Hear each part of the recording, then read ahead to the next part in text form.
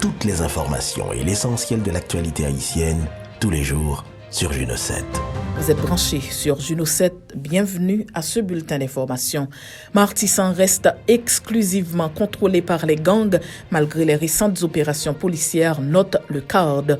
Le Centre d'analyse et de recherche en droits de l'homme CARD est revenu dans un rapport publié le 1er juin sur les affrontements qui ont eu lieu en juin 2021 entre les gangs qui sèment la terreur à l'entrée sud de la capitale.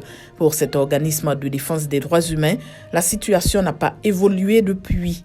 Les bandes criminelles assiègent encore cette zone alors que l'État continue d'être absent. 2 ans après, Martissan reste une zone contrôlée exclusivement par les gangs.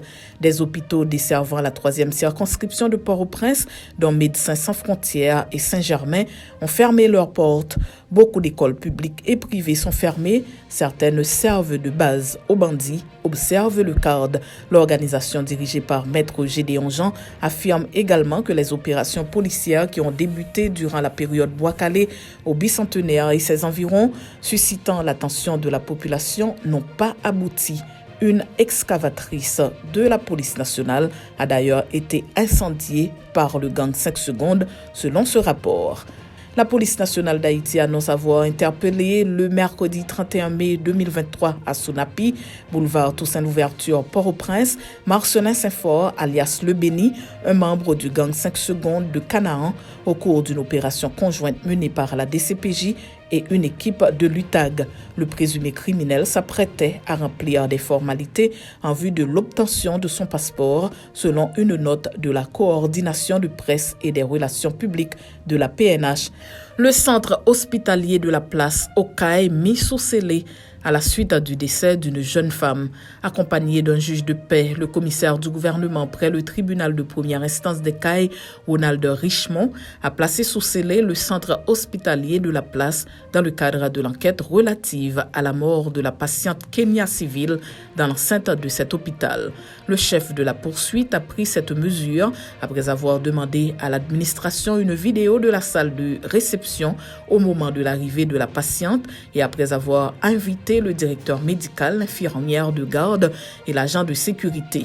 Le centre médical n'a pas donné suite à la demande du commissaire qui a décidé de prendre cette mesure et décerner des mandats d'amener à l'encontre des responsables de l'hôpital. Ouverture de la saison cyclonique le jeudi 1er juin. La Direction générale de la protection civile d'Haïti, dans un message publié sur son site internet, annonce l'ouverture de la saison cyclonique le jeudi 1er juin 2023. Selon les prévisions du service météorologique national de l'Agence américaine de surveillance océanique et atmosphérique NOAA, rapportée par la protection civile, cette saison sera relativement normale par rapport à la saison cyclonique précédente en raison du retour du phénomène climatique El Niño dans la zone atlantique.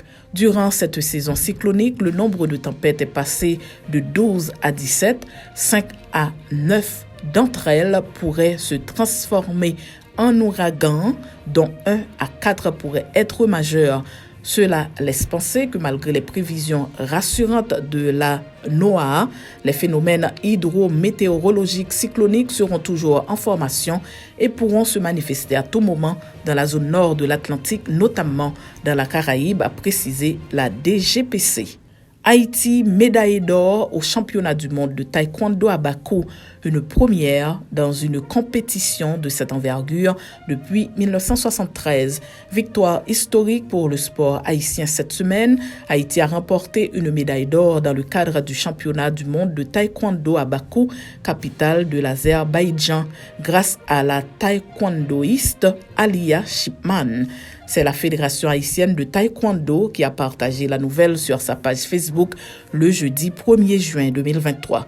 Opposé au Brésil dans le cadre de sa première sortie, Haïti est sorti vainqueur de ce duel qui lui octroie du coup sa première victoire officielle dans une compétition d'une telle envergure depuis le 28 mai 1973.